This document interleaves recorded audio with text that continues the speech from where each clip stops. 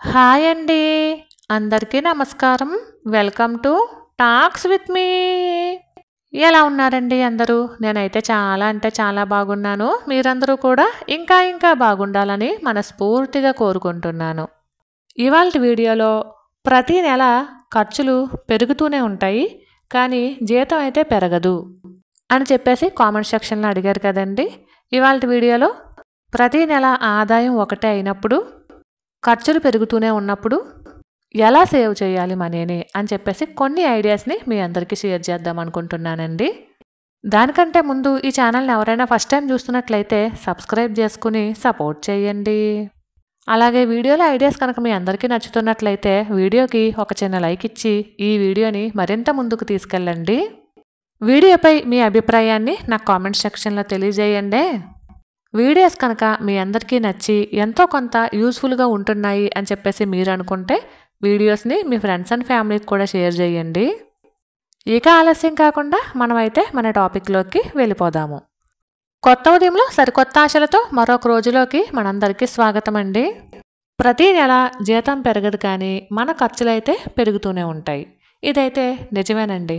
ఖచ్చితంగా ప్రతి నెల ఆదాయం అయితే పెరగదు. మనకొచ్చే ఆదాయం అంటే మన సంపాదన ఎప్పుడూ ఒకటే. కానీ మనకు తెలియకుండానే మన ఖర్చులు పెరిగిపోతూ ఉంటాయి.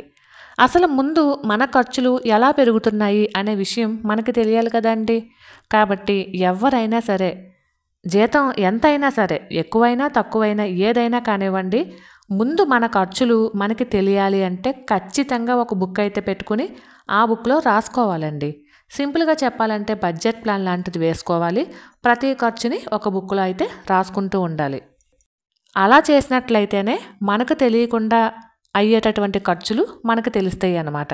మనకి మహా అయితే ఒక నెల క్రితం ఖర్చులు గుర్తుంటాయండి. లేదు బాగా గుర్తుపెట్టుకుంటాము అనుకుంటే ఒక 6 నెలల ఖర్చులైతే మనకు గుర్తుంటాయి. దాని ముందు గుర్తుండవండి.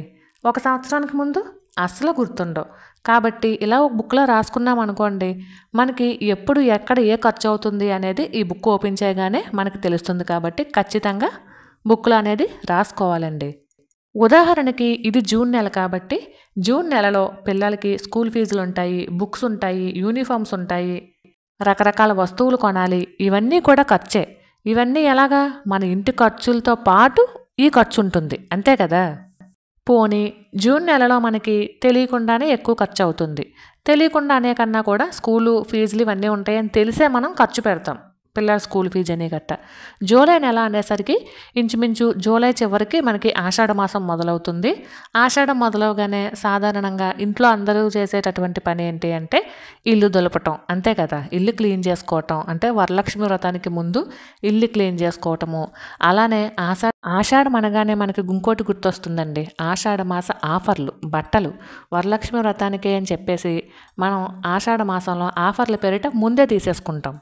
అలానే ఇల్లు క్లీన్ చేసేటప్పుడు మనకి నచ్చని వస్తువుల్ని, అవసరం లేని వస్తువుల్ని చాలా వరకు తీసేస్తూ ఉంటాము. పోనీ తీసేసి ఊరుకుంటామండి, వాటి ప్లేస్లో కొత్త వస్తువుల్ని కొంటాము. ఇంటి డెకరేషన్ని మారుస్తూ ఉంటాము. ఇప్పుడు ఇల్లు ఒకేలా ఉంటే బాగోదు కదా అనేసి రకరకాలుగా మారుస్తూ ఉంటాము. వీటన్నిటికీ కూడా మనకి తెలియకుండానే ఖర్చు అయిపోతూ ఉంటుందండి. ఇక ఆగస్ట్ నెల వచ్చిందంటే కొంచెం మనకి పూజలు, వ్రతాలు, పండుగలు ఇవి కొంచెం ఎక్కువ. ఇలాంటప్పుడు ఏం చేస్తామండి, పూజలకి డెకరేషన్కి సంబంధించిన వస్తువులు కొంటాము, అలంకరణకు రెండు ఒకటేననుకోండి. ఇంటి అలంకరణకి ఒక రకంగా కొంటాము, పూజ అలంకరణకి ఒక రకమైన వస్తువులు కొంటాము, ఇంకా గుమ్మాల డెకరేషన్కి ఒక రకంగా, ఇంకా డెకరేషన్ అనేసరికి రకరకాలుగా ఉంటూ ఉంటాయి. ఇవన్నీ కూడా మనకు తెలియకుండానే ఖర్చులు మనం పెట్టేస్తూ ఉంటాము. ఏదో ఒక అమెజాన్లోనో ఇందులోనో చూస్తాము, 150 రూపాయలకే కదా అనుకుంటాము, ఒకటికి 4 ఆర్డర్లు పెట్టేస్తాము, అక్కడ ఒక 500 అయిపోతుంది. ఇది నేను ఉదాహరణకు చెప్తున్నానండి. మనకు తెలియకుండానే మనం ఇలా ఖర్చు పెట్టేస్తూ ఉన్నామన్నమాట. అలానే వరలక్ష్మి వ్రతం అనగానే కొద్దో గొప్ప గోల్డ్ కొనుక్కోవడానికి కూడా ఇష్టపడుతూ ఉంటారు. అది మంచిదే. సరే, ఆగస్టులో ఇంత ఖర్చు అయ్యింది కదా, సెప్టెంబర్లో పెద్ద ఖర్చు ఏమీ లేదు అనుకుంటామండి. మనకి సెప్టెంబరు అనగానే వినాయక చవితి వస్తుంది, లేదు ఆగస్టు చివరిలో వస్తుంది. వినాయక చవితి అనగానే పిల్లల దగ్గర నుంచి పెద్దవాళ్ళ దాకా అందరూ చేసుకునేటటువంటి మంచి పండుగ. నవరాత్రుల్లో కూడా చాలా చక్కగా జరుపుకుంటూ ఉంటాము. వాటికి కూడా మనీని మన పర్సులోంచి తీయాలి కదండి. ఇక్కడ నేను పండుగలు జరుపుకోవద్దు అని చెప్పట్లేదండి, కానీ మనకి తెలియకుండా మనం చేసే ఖర్చుల గురించి మాట్లాడుతున్నాను అంతే. ఇక అక్టోబర్ వచ్చిందంటే దసరా హాలిడేస్ వస్తాయండి. మళ్ళీ మనము ఊర్లు వెళ్తూ ఉంటాము, ట్రిప్స్ అని టూర్స్ అని ఇట్లా తిరుగుతూ ఉంటాము, అది కూడా ఖర్చే కదా.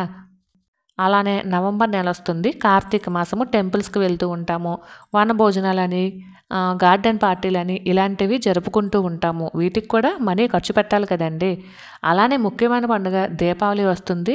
దీపావళికి డెకరేషన్కి ఒక విధమైన ఖర్చు పెడతాము, దీపావళి టపాసులు కొనుక్కోవడానికి ఒక రకంగా ఖర్చు పెడతాము.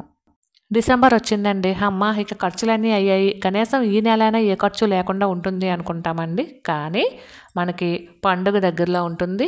ఆడవాళ్ళు అయితే చీరలకి జాకెట్లు ఫాళ్ళు అన్నీ కుట్టించుకోవాలి కాబట్టి ముందే పండుగ బట్టలు కొనేస్తూ ఉంటాము. పండుగ బట్టలు ఒకటే కొంటామండి, స్వెటర్లు కొంటాము, జర్కిన్లు కొంటాము, ఆల్రెడీ మన దగ్గర ఉంటాయి. ఉన్నా సరే అవి జిప్పు పోయిందనో రంగు వెలిసిపోయిందనో మనం పెద్దగా వాడమండి.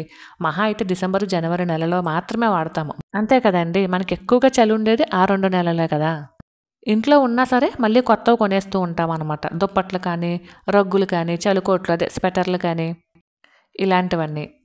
పోనీ డిసెంబర్లో ఆల్రెడీ జనవరి నెలకు సంబంధించినటువంటి పండుగ షాపింగ్ అయిపోయింది కాబట్టి కనీసం జనవరి నెలలోనైనా పెద్దగా ఖర్చు లేకుండా ఓన్లీ ఇంటి ఖర్చులతోనే సరిపెట్టుకుందాము అనుకుంటామండి.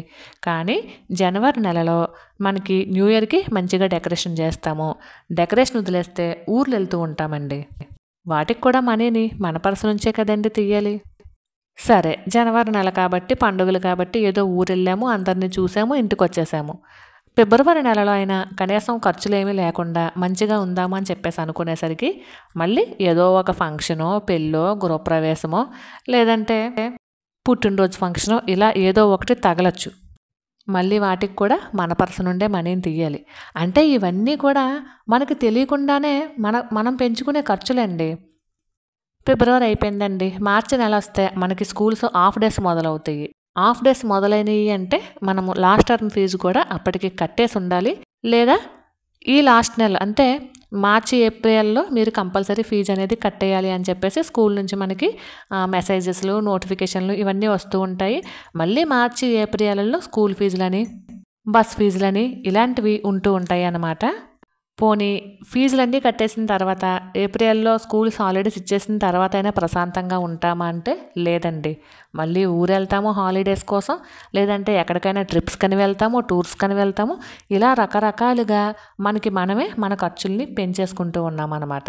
పోనీ మే నెలలో, ఏప్రిల్ నెలలో ట్రిప్పో టూరో ఏదో వెళ్ళొచ్చామండి. మే నెలలో అయినా కనీసం మంచిగా ఉందాము అనుకునేసరికి పుట్టినరోజులో, పెళ్లి రోజులో ఉంటూ ఉంటాయి కదా. ఇలా ఏదో ఒక ఖర్చు ప్రతీ నెల ఉంటూనే ఉంటుందండి. మనకి ఆదాయం ప్రతీ నెల ఆదాయం ఒకేలా ఉన్నా సరే ఖర్చులు మాత్రం ఇలా మనకి పెరుగుతూనే ఉంటాయి. ఇలా సంవత్సరం అంతా కూడా మనకి ఏదో ఒక ఖర్చు అనేది వస్తూనే ఉంటుందండి. ఇంకా ఇవేనండి, మన ఇంటికి బంధువులు రావచ్చు, ఇంట్లో ఏవైనా వస్తువులు రిపేర్ రావచ్చు, సంవత్సరానికి 4-5 పెళ్ళిళ్ళు తగలచ్చు, లేదా 4-5 ఫంక్షన్లు తగలచ్చు. ఇలా రకరకాలుగా మన ఖర్చులు ఉంటూనే ఉంటాయండి. మనకి ఖర్చులు పెరుగుతున్నాయని, ఆదాయం సరిపోవట్లేదని సేవింగ్స్ చేయడం మానేస్తే కనుక మనం ఇలా ఎప్పటికీ సేవింగ్స్ అనేది చేయలేమండి. అనుకోకుండా ప్రతీ నెల ఏదో ఒక ఖర్చు వస్తూనే ఉంటుంది. ప్రతీ నెల మనం అనుకుని రాసుకునే బడ్జెట్ ఉంటుందండి. అంటే కిరాణాకని, పాలకని, నీళ్ళకని, కరెంటు బిల్లు కని, గ్యాస్ కని, కూరగాయలు కని, నాన్ వెజ్ కని, ఫ్రూట్స్ కానీ, స్నాక్స్ కానీ, డ్రై ఫ్రూట్స్ కానీ ఇలా ప్రతీ నెల మనకి ఈ ఖర్చు అలానే ఉంటుంది. రెంట్ హౌస్ అయితే అద్దెలు కట్టుకోవడం అని ఈ ఖర్చు అనేది ఇంకా కంపల్సరీ ప్రతీ నెల ఉంటూనే ఉంటుందండి. అవి కాక మిగిలిన ఖర్చులు అన్నమాట ఇప్పుడు నేను రాసినవన్నీ. అంటే పండుగలు, పూజలు, వ్రతాలు, నోములు ఇవన్నీ వేరు. వాటికి మళ్ళీ ఎక్స్ట్రా ఖర్చులు ఉంటాయి కదా. అవి కాకుండా స్కూల్ ఫీజులని, ఆషాఢం ఆఫర్స్ అని, దసరాలు, కార్తీక మాసం, దీపావళి ఇంక ఇవన్నీ కూడా మన పర్సులోంచే తీయాలండి మనీ. మీకు అర్థమవుతుందనే అనుకుంటున్నాను. ఏ పండుగ చేసుకున్నా, ఏ పూజ చేసుకున్నా, ఏ ఆఫర్లో ఏ వస్తువులు కొనుక్కున్నా, ఏ ఫంక్షన్కి వెళ్ళినా, ఏ ట్రిప్కి వెళ్ళినా, ఏ ఊరు వెళ్ళినా, ఏదైనా సరే మన ఆదాయంలో నుంచే మనం మనీని అయితే తీయాలి. ఇది అందరికీ తెలిసినటువంటి విషయమేనండి. ఈ ఖర్చులను చూసి ఖర్చులేమో పెరిగిపోతూ ఉన్నాయి, ఆదాయం సరిపోవట్లేదు, సేవింగ్స్ ఎలా చేయాలి అని చెప్పి చాలామంది ఆలోచిస్తూ ఉంటారు. ఏం చేయాలంటే ఉదాహరణకు చెప్తున్నానండి. ఇప్పుడు మీరు ఏదైనా ట్రిప్కి కానీ టూర్కి కానీ ఒక 10,000 అనుకున్నారు, ఉదాహరణకే చెప్తున్నాను. ఆ 10,000లో మీరు 10,000కి 12,000 ఖర్చు పెట్టకుండా 9,500 మాత్రమే ఖర్చు అయ్యేటట్టు మ్యాక్సిమం ట్రై చేసినట్లయితే కనీసం ఒక 500 మిగులుతుంది. ఆ 500ని సేవ్ చేయాలండి. ఇంకంతే మరి. మన ఆదాయంలో నుంచి మన సేవింగ్స్ని మనమే వెతుక్కోవాలండి. అలానే ఒక 1,000 రూపాయలు ఏ వరలక్ష్మి వ్రతానికి చీరకో మన ఇంట్లో వాళ్ళు ఇచ్చారే చూడండి. 800 రూపాయలు మీరు చీరక ఖర్చు పెట్టి 200 రూపాయలు కనీసం 200 రూపాయలు కనుక సేవ్ చేసుకున్నట్టయితే అవే సేవింగ్స్ అవుతాయండి. మన కోసం కొత్తగా సేవింగ్స్ అంటూ ఏమీ ఎక్కడి నుంచో రావు కదా. మనకి మనమే మన సేవింగ్స్ని క్రియేట్ చేసుకోవాలి. అంతేగాని ఖర్చులు పెరిగిపోతూ ఉన్నాయి, ఆదాయం పెరగట్లేదు, లేదంటే వచ్చిన జీతం ఇంటి ఖర్చులకే సరిపోవట్లేదు, ఇంకా సేవింగ్స్ ఎలా చేయాలి, ఇలాంటి డౌట్స్ ఏమీ పడకుండా మనకు వచ్చినటువంటి ఆదాయంలోనే మనం కొద్దో గొప్పనండి ఏదో గుడ్డులో మెల్లలాగా 1,000 రూపాయలకి కనీసం 50 రూపాయలు సేవ్ చేసుకున్న సేవింగ్సేనండి. ఏవండి, అందరికీ తెలిసిన విషయమేనండి. ఈ రోజుల్లో మనీ లేకపోతే మనిషికి విలువ లేదు. ఇదందరికీ తెలిసిన విషయమే. కాబట్టి డబ్బులు అనేవి ఎలా అయినా సేవ్ చేయొచ్చండి. సేవింగ్స్ చేయాలి అన్న పట్టుదల మనలో ఉండాలండి. ఇప్పటి వరకు మనీ సేవింగ్స్ ఏమీ లేవండి. కనీసం ఒక 10 రూపాయలతో మొదలు పెట్టండి, లేదా 1 రూపాయితో మొదలు పెట్టండి. ఆ సేవింగ్సే మీకు 100 రూపాయలను సేవ్ చేసేటటువంటి మార్గాన్ని కల్పిస్తాయండి. ఆ 100 రూపాయలే ఇంకా మనీని సేవ్ చేయొచ్చు అనే సంకల్పాన్ని గట్టిగా కల్పించి 500 వరకు కూడా సేవ్ చేసుకోగలుగుతామండి. మనం ఏమీ ట్రై చేయకుండా ఆదాయం పెరగట్లేదు, అప్పులు ఎక్కువైపోతున్నాయి, ఖర్చులు ఎక్కువైపోతున్నాయి అని బాధపడి భయపడే కన్నా ఉన్న దాంట్లో కాస్త అడ్జస్ట్ చేసుకొని చక్కగా ఏదో 10 రూపాయలకి 1 రూపాయి సేవ్ చేసుకున్నా సరే సేవింగ్స్ లెక్కలోకే వస్తాయండి. మరి మీ అందరికీ అర్థమయ్యేటట్టే చెప్పాను అనుకుంటున్నాను. మరైతే ఇదేనండి వాళ్ళ వీడియో. ఈ వీడియో కనుక మీకు నచ్చినట్లయితే please like, share and subscribe. మరొక వీడియోలో మళ్ళీ కలుసుకుందామండి. అంతవరకు ఉంటాను. Thank you for watching. Bye.